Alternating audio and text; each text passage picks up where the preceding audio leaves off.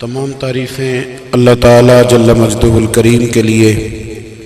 दुरूद सलाम नबी करम नूर मुजस्सम शफ़ी मुअज़्ज़म अहमद मुज्तबा जनाब हज़रत मुहम्मद मुस्तफ़ा सल्लल्लाहु ताला अलैहि वसल्लम की ज़ाते वाला सिफ़ात के लिए हम्द व सलात के बाद,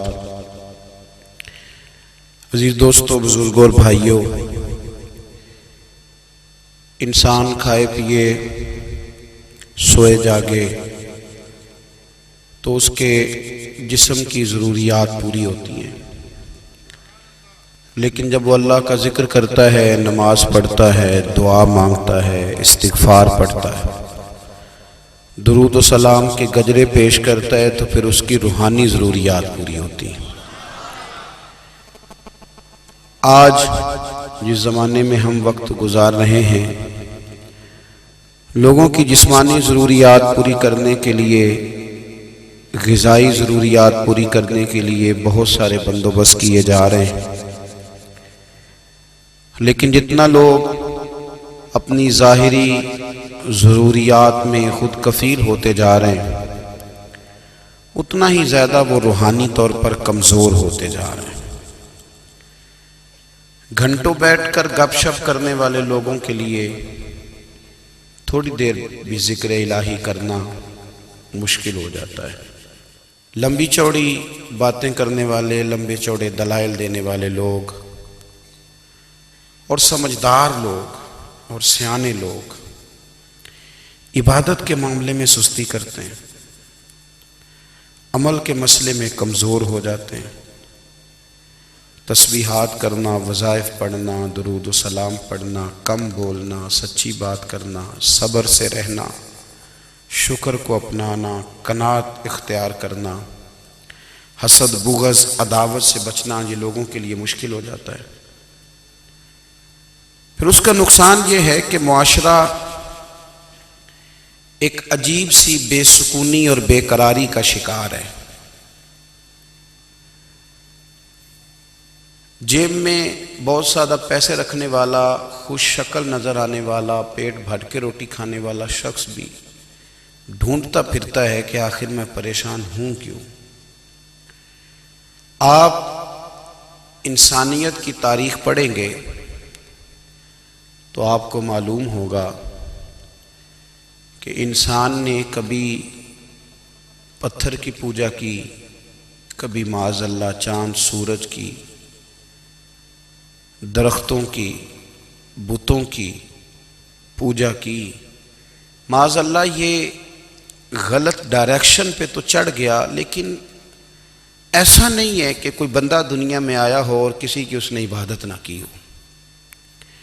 इसलिए कि अल्लाह तबारक व तआला ने जिस तरह हमारे जिस्म में खाने की तलब रखी है, पीने की तलब रखी है, सोने की तलब रखी है, इसी तरह अल्लाह ताला ने इबादत के लिए तलब रखी है जिस्म में। ये तो हुआ कि इंसान गुमराह हो गया, गलत रस्तों पे चल निकला,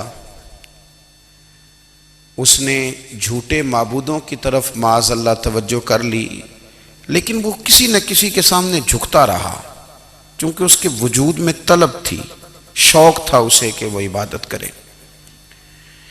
अल्लाह तबारक व तआला जब मुसलमान को तौफीक दे और अल्लाह की बारगाह की जानिब वो रुजू करे,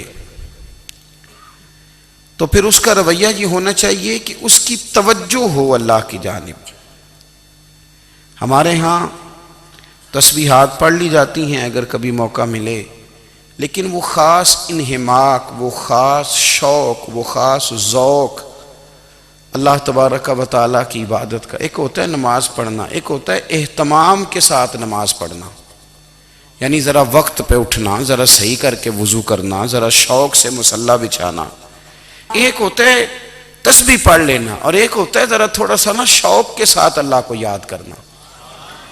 आप कभी जो मैंने आय करीमा पढ़ी, इसकी आप शान नज़ूल देखें। नबी करीम सल्लल्लाहु ताला अलैहि वसल्लम के ना कुछ सहाबा अल्लाह की मोहब्बत के शौक़ में हुजूर की बारगाह में हाजिर हुए, और उन्होंने आके अर्ज़ पता क्या किया, अर्ज़ करने लगे, या रसूल अल्लाह सल्लल्लाहु तआला अलैहि वसल्लम, सालों बीत गए हैं सजदे करते हुए, हुजूर सालों बीत गए हैं तस्बीह पढ़ते हुए, सालों बीत गए कहते हुए कि सुबहान अल्लाह वो पाक है। हमें सालों बीत गए ये कहते हुए कि अल्लाहु अकबर वही सबसे बड़ा है।